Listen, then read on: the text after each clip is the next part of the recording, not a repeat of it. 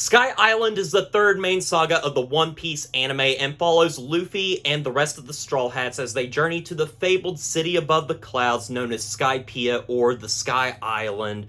And as they journey there looking for treasure, they come upon a utopia of people that are being oppressed by an evil tyrannical god known as Inaru. And so it's up to our heroes to face off against him and save the people. Guys, I was really excited to get back into One Piece after watching the Alabasta Saga, which was absolutely phenomenal, and I could not wait to see what Sky Island could bring. Now, reading up on Sky Island, I noticed that it is a little controversial with some people. Some people seeing it as a bit of a filler arc, and some people seeing it as an integral part of One Piece. And I'm somebody that really enjoyed this arc overall. I do not think that it hits the highs of something like Alabasta, but it is a solid arc through and through. In fact, I would say that it probably has the best pacing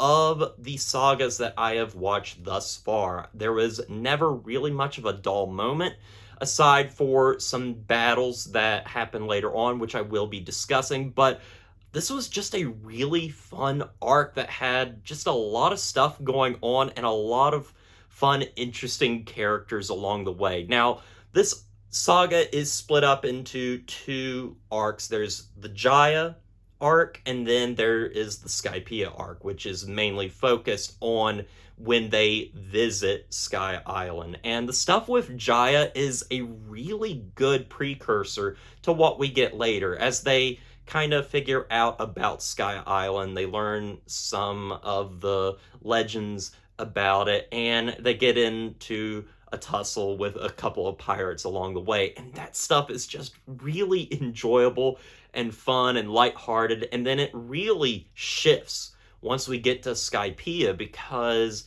it becomes a lot darker and a lot more violent, and there's a whole lot more at stake with this god Inaru, who one of my friends said that the design of Inaru is based off of the rapper Eminem, and it's so funny, it's so uncanny now that I look at it, because it's clearly Eminem. But this is one of my favorite parts of this saga, and that is Inaru. He is a fun villain. I don't think he reaches the highs of Crocodile, but he's just a very cool villain, and he's got these really cool powers, and seeing Luffy face off against him is really great. There is a lot at stake, and our characters are really tested throughout this entire saga, and, you know, they get hurt, and Luffy has to somehow try to save the day, and there was some great stuff with that. There's some really good stuff with learning about Skypiea, especially the people that live in this place called Upper Yard, which is this kind of island that is above the island that they're already on. And it's so cool, it's so interesting, and you really get to know these people, which are these kind of tribal like people. And it's sad that the same amount of attention is not put to the rest of the people of Skypiea. I don't really know them that well. I don't know this society as well as I did Alabasta, and I think that's one of the weaker points of this saga overall. I would also say that one of my gripes with this saga is that the pacing is really bad when it comes to the battles in particular. There is this string of episodes where it's just Chopper versus this person, Usopp versus this person, Zoro versus this person, and it just kind of goes on, and it does get kind of tiring. And it's during those battle scenes, which are beautifully animated and filled with just great moments, it does become really tiring. But I think this saga overall has some really good character stuff, some great, fantastic moments that are just so fun.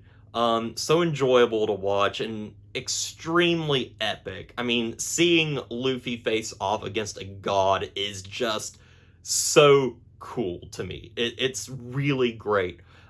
This is a saga that really does a good job of maintaining pace for the most part, aside for the problems I have, because every episode leads into the other. There's not a lot of dry spells or anything. It's just an overall really good saga that necessarily doesn't, change the status quo in any way, but it is this great little detour that doesn't necessarily feel like a detour. Also, I mentioned in my previous review that I was going to talk a little bit about Nico Robin, who is the newest member to the Straw Hats, and sadly, Skypiea, Sky Island doesn't give much to Nico Robin, to the point where I don't really have much to say about this character. Like, I haven't really figured out how she belongs in this group. I mean, she's interesting, she's really cool, but I just haven't spent a lot of time with this character, and I hope that we see more of her and develop her more in later sagas. But overall, this is a really good saga, guys. It's probably my second favorite of the three that I've watched so far, but really good nonetheless. So anyway, guys, with all that said, I'm going to give Sky Island an 8 out of 10.